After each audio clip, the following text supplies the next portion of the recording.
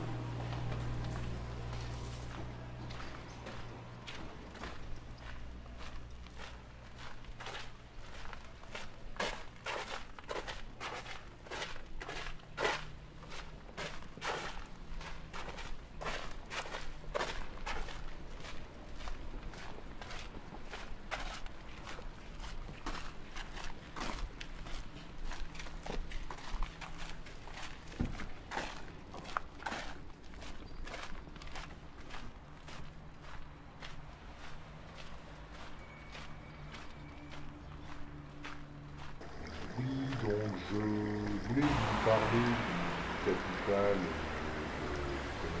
mondial sur un terrain qui m'est très familier puisque, comme vous le savez, je suis en France émérite au niveau doctorat des finances.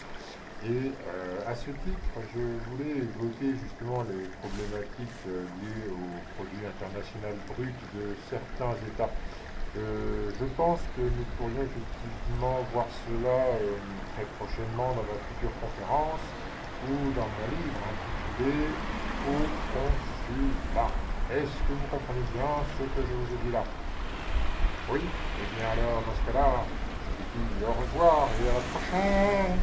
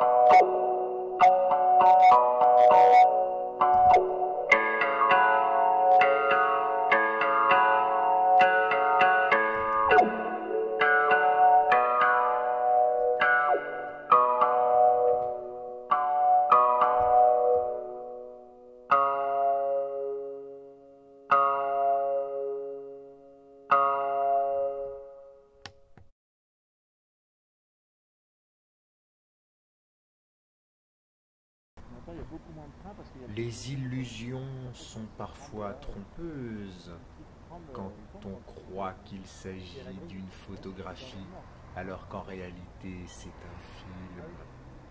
Si on rebondit sur la grille, tu as raison, j'avais pas pensé à ça. Attends, j'essaie de rester une minute comme ça quand même. Ça va avoir quelques...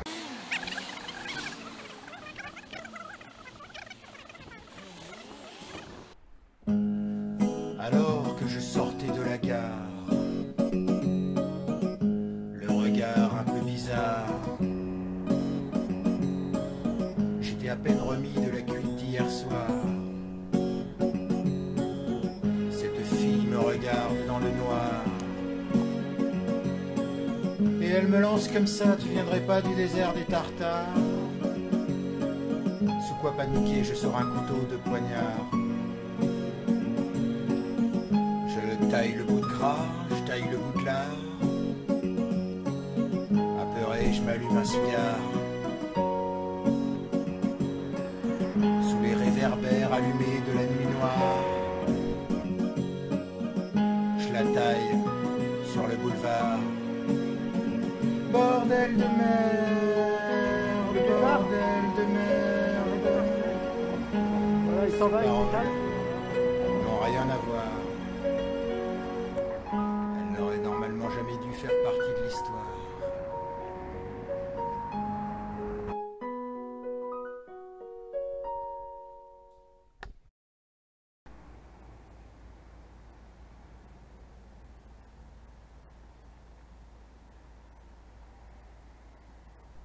Donc là, on a reconstitué, comme vous pouvez le voir, donc un décor entièrement en studio, donc totalement réaliste, avec le plus de détails possible, ce qui a fait vraiment une grosse entorse dans le budget du film. Donc là, on a les deux acteurs, Rodrigue et Marcel, des acteurs professionnels donc, qui ont fait la comédie française, donc ça aussi, ça coûte cher.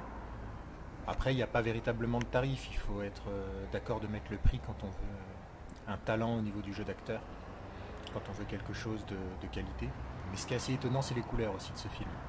Parce qu'on peut voir qu'on a passé énormément de temps à avoir des décors naturels en studio, comme par exemple cette route avec les voitures, et puis derrière de mettre justement ces espèces de coloris un peu dans les bleus, violets, essayer de retrouver finalement une couleur authentique. Donc là, c'est vraiment là où il y a toute la magie du film. Donc là, c'est Gisèle, une grande actrice professionnelle également. Elle a fait le Conservatoire de Paris, notamment. Elle a plus de 15 films à son actif. Voilà, donc là, il y a les différents véhicules qui ont été montés dans l'arrière-studio. On a fait ça hier avec Romain. Voilà, donc le feu, il y a la signalétique, tout ce qui est électronique, informatique, le matériel, le montage. Bon, là, on est sur un plan séquence. Donc forcément, il y a aussi une technique au niveau de la réalisation. Donc là, ce sera facile à monter. Mais enfin, c'est pas le cas pour tous les plans du film. Là, c'est vraiment spécifique à celui-ci. Voilà, donc ça demande du taf. C'est du travail, tout ça. C'est du travail.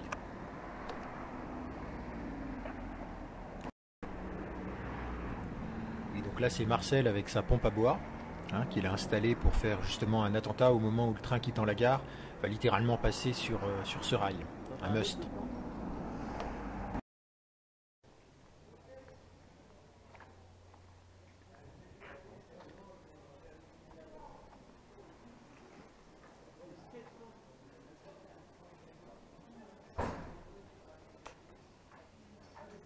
Sa mère se fut avant frappée par la maladie. Ça c'est pareil, c'est son poisson rouge qui est malade. Et il sauve un homme du coma parce qu'il a vu un mec dans le coma, il a appelé le 15. Voilà. Et qu'est-ce qu'il faisait là? Ils n'ont rien fait, c'est des tâches. C'est pas tout à fait ce qu'on aurait pu imaginer. Juste avant de les croiser.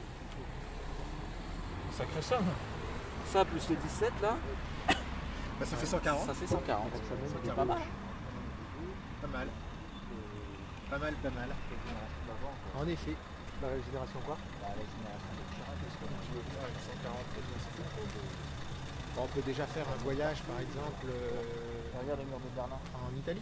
Voyage, vous en avoir 5 places. Dijon à Berlin. Ah, T'as même pas besoin de prendre l'avion pour aller en Mais Italie. oui, c'est Tu prends la complètement voiture. extraordinaire. Non, je l'avais pas vu encore. Avec 200 balles, tu vas. Ou alors je les avais vus vite fait, mais on n'avait pas su si c'était les vrais ou pas avec Axel. Les plus grands restaurants et les plus grands hôtels. Voilà. Et les plus grandes pizzas. Mais que des prix de vite, c'est. En Italie, pour vous faire une pizza, je trouve un Italien à Dijon, c'est pareil. Ah, J'ai enregistré. ouais, et ben justement, c'était pas à Dijon. L'enquête a eu lieu. Mesurer tout, les choses courantes, comme la distance entre deux points, la distance entre deux villes, la hauteur des arbres d'hiver. Il mesurait aussi la taille des gens, des maisons, des immeubles.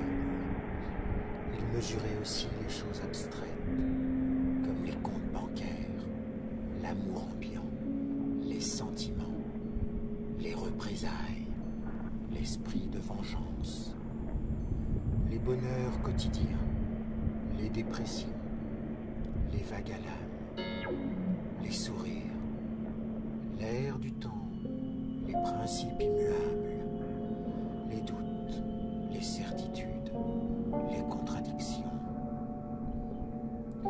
Il passa toute sa vie à la mesure. Sur son lit de mort, prenant la mesure de son existence, il s'aperçut qu'il n'avait pas pensé à mesurer son maître.